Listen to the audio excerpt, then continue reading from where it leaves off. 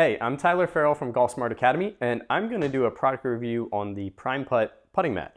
I have the standard size here. I'm going to show you real quick how easy it is to set it up, and then I'm going to talk you through a few of my favorite ways to use it.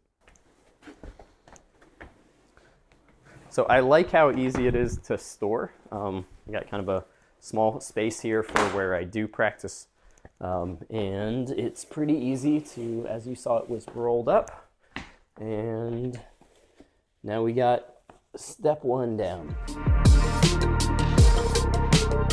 Step two, putting in the holes.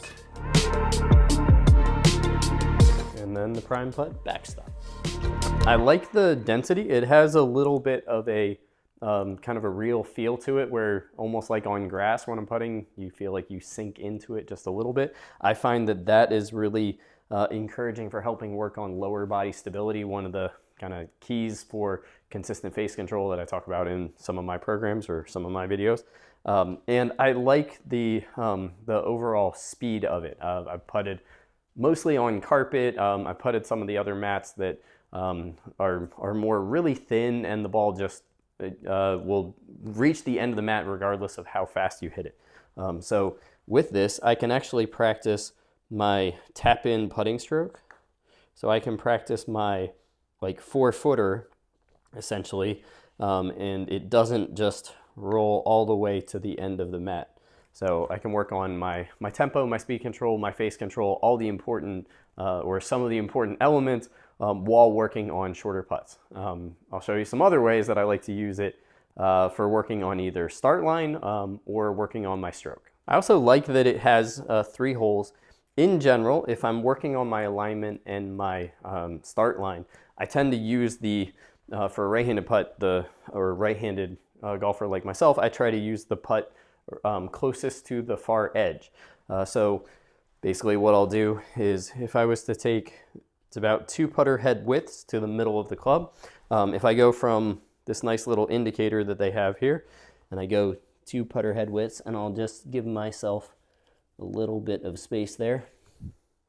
So 2 putter head widths to the middle of the ball.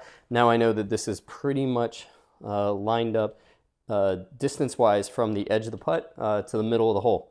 So now I can use, if I'm just being simple with my practice, I can use the edge of the putt or the edge of the putting green to help with my alignment and my start line. Push that one just a touch, and you'll see it doesn't really wobble. It rolls very true.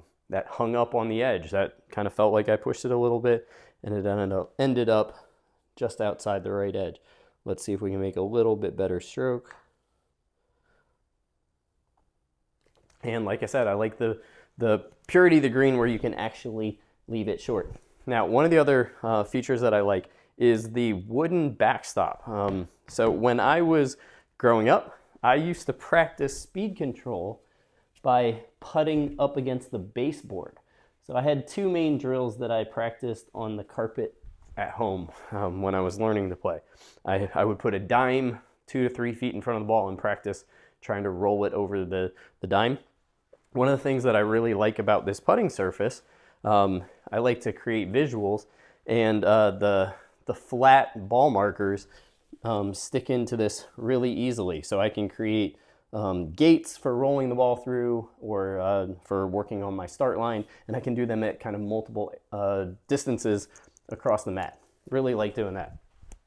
The other thing that I like to do is, if I'm working on my start line, I'll do it at different distances, and I'll use the backstop and the sound of the ball hitting the backstop as a way of calibrating how hard I hit the ball.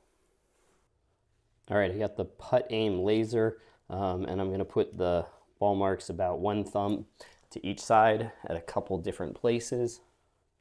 So 1 thumb width to each side, and then down here as well. And then I've got one of the hole covers in there. So now I can put the ball where I've got this start line a couple inches in front of the golf ball, kind of even with my left foot. And now I can work on basically hitting my start line at different speeds. And you'll hear, I used to practice hitting up against the wall or hitting up against the baseboard. And based on how hard it hit the wall, it would make a slightly different sound. My goal is to duplicate the stroke and kind of work on my tempo and my rhythm for controlling how hard the ball goes. So I want it to hit the baseboard at about the same skill, or at about the same sound.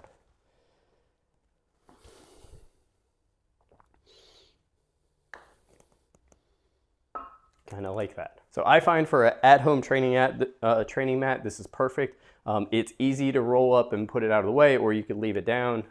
They say that it works great outside. I haven't tested that myself, but for my space and what I want to work on, this is a great at-home training piece.